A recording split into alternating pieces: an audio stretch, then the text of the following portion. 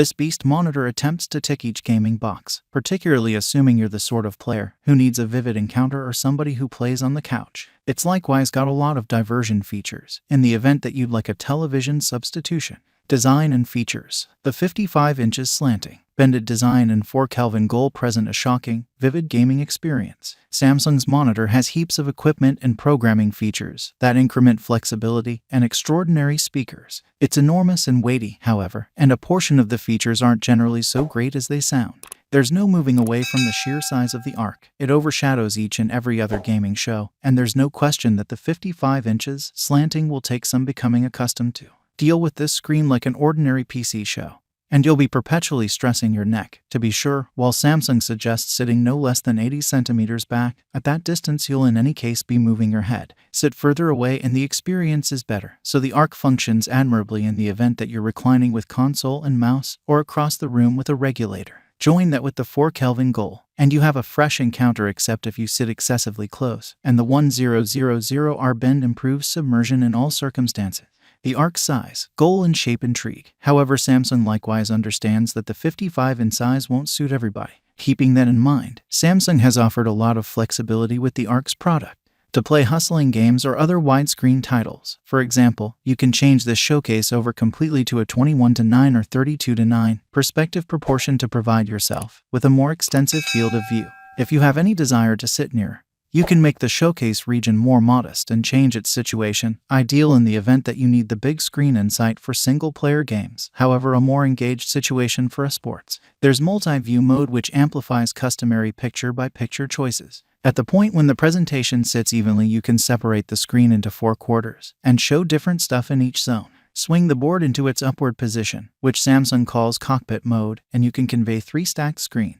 You can have a game on one screen, an internet browser on another, Samsung's TV Plus channels on one more, and afterward a reflected smartphone or PC show. YouTube is upheld as well. If you have any desire to game, watch streams and watch out for your comms simultaneously, it's helpful. However, it's shockingly prohibitive. Separating the presentation into portions implies lower goals. In even mode, windows run at 1080p. In cockpit mode, you're confined to 720x 1280 gaming. And review, which isn't especially sharp. Games run at 120Hz instead of 165Hz here. And keeping in mind that Samsung is wanting to improve what is happening. Right now you can't utilize applications like Netflix, Prime Video and Disney Plus in multi-view mode. Support is pitiful. Multi-view mode likewise just backings one HDMI input, so you can't utilize a PC or PC close by a control center except if you reflect a screen, all things being equal. Beyond multi-view mode, the circumstance is rosier. Samsung's smart television usefulness incorporates support for each application going, and you can utilize Xbox game streaming. There are helpful menus for changing normal settings, and the principle on screen show is thorough and simple to explore. Samsung has overdone it on the route choices. As well, you get a joystick on the back of the screen, a television-style controller, and the Ark dial, which incorporates a wheel for fast changes. The Ark additionally incorporates an amazing cluster of actual change choices. Close by cockpit mode, you have 270mm of level change, slant capacity, and VESA support. Under all of this, you'll find a VA board. It utilizes Samsung's quantum small-scale drove backdrop illumination, and that implies individual LEDs make the backdrop illumination, so the Ark benefits from 1056 individual diminishing zones. That implies heaps of intricacy and subtlety, in spite of the fact that OLED screens stay better, and Samsung's more modest Odyssey Neo G8 has significantly additional diminishing zones. The Ark runs at 165Hz and utilizes AMD FreeSync Premium Pro. That rate is simply average contrasted with the more extensive market, and the 240Hz conveyed by the Neo G8, yet it's fine for top-notch single-player titles and standard esports gaming. What's more, as could be, ensure you have an illustrations card that can deal with 4 Kelvin and 165Hz interactivity. A RTX 3080 Ti or better is great. Samsung's screen dazzles, however it tends to be difficult to deal with as well. It weighs 41.5 kilograms, so fabricating and moving the show is a two-man activity. It takes up a huge measure of room. It's 1,175mm wide and 379mm profound, so you'll require a major work area. And keeping in mind that it has RGB LEDs around the back, they're not sufficiently brilliant to have an effect beyond darkened spaces. Cheerfully, Samsung has guaranteed that the Ark has faultless form quality, and its negligible, dark tasteful makes it look smooth. You don't need to play with links at the back. All things considered, Samsung gets its One Associate idea from its television.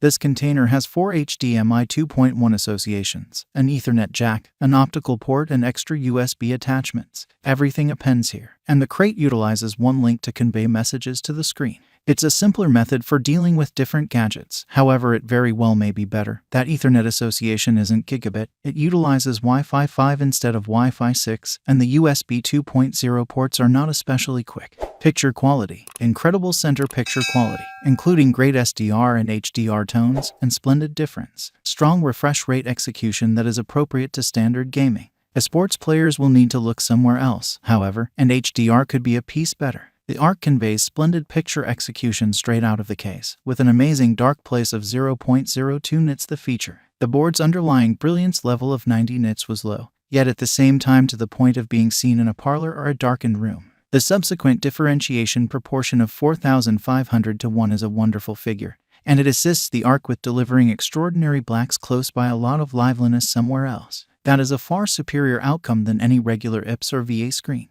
With the showcase at half splendor, the Ark sat at 302 nits and provided a difference proportion of 4,441 to 1. And at its most extreme SDR brilliance level of 742 nits, it kept a first-rate contrast figure of 4,637 to 1. The Ark's differentiation execution improved to 5,866 to 1 when I enacted game mode, with variety execution remaining to a great extent indistinguishable.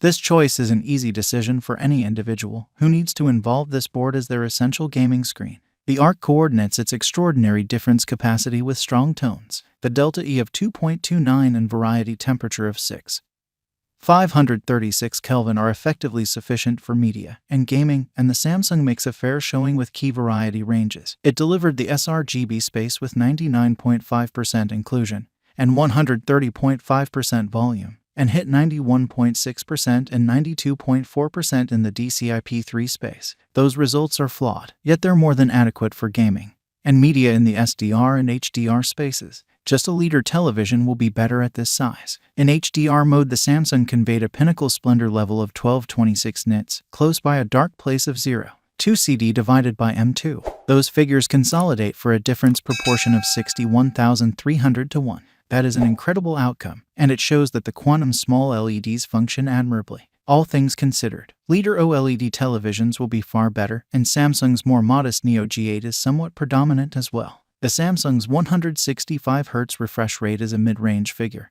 That is fine for single-player gaming and easygoing esports. Furthermore, in genuine use, the Ark performs well. Moving items don't exactly have the sharpness of a 240Hz board, however they're fresh, quick, and smooth to the point of satisfying most gamers. In the event that you're significant about hustling or esports, you'll need a higher goal widescreen or a more modest board with a quicker refresh rate. On the television side, at this cost you'll get better HDR execution, OLED innovation, and slimmer, sleeker designs. However, you will not get the refresh rate, change choices, or bend in the majority of the significant divisions. However, the Ark is a major, ranting win. It's enormous, vivid, and flexible. Its striking tones and profound differentiation make games look eminent. The speakers are strong, and the Ark works effectively of joining gaming and television features. On the off chance that you need big screen gaming or a television substitution, the Ark makes an excellent showing for an eye-watering cost. Finally, thanks for watching this video. See you again next time.